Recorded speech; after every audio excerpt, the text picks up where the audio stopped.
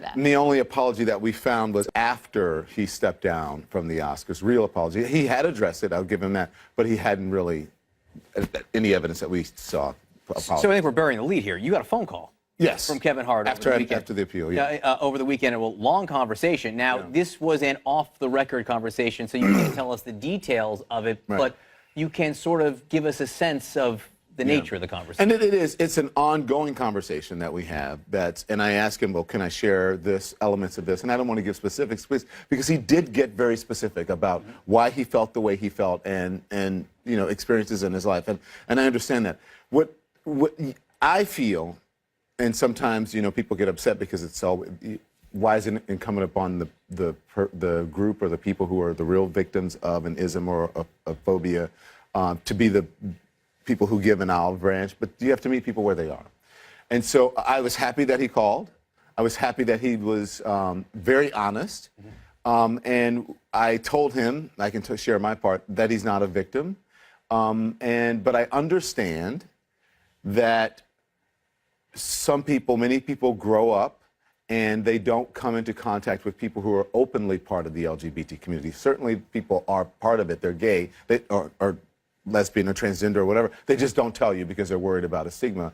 And so I understand that. And so it's a learning curve for people. And I also tell people that even with myself, I have to check my internalized homophobia about certain issues. I had a learning curve when it came to transgender people, or when it comes to people who were part of my community who are effeminate, and all the things that you think, stereotypes that you think about. And so we can't expect other people not to have those certain issues, but you have to move past that and you have to hold people accountable. You said you told Kevin Hart that he's not the victim. Do you think he's behaving like he's the victim? I do. I said as much. I do think because, listen, when he made these comments 10 years ago, he was Kevin Hart, right? He may have been selling out stadiums for comedy tours. Then 5 years later, he's a bigger Kevin Hart. He's in movies. He's a different Kevin Hart.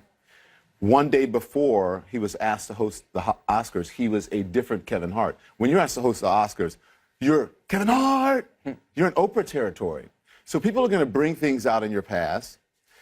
But you're at a different level now. Sometimes you just take slings and arrows and you say, okay, I understand what you say, and you move on because you're much bigger than the issue and you can bring light to an issue. Now, he says he doesn't want to be an ally. Okay, people ask him to be an ally. That doesn't mean... You had asked him, in fact, on your air, can you be an ally of the LGBTQ community? But an ally doesn't mean being a spokesperson. It doesn't mean that you have to get out there and march. And so I don't know if maybe we have different definitions of ally. I don't know, but he says that it wasn't his dream, whatever, to be an ally. And I understand that. That's his prerogative, right. Yeah, that's his prerogative. If he doesn't want to, then we can't extract, again, a pound of flesh out of him. But we can certainly hold him accountable. And I do have to say this.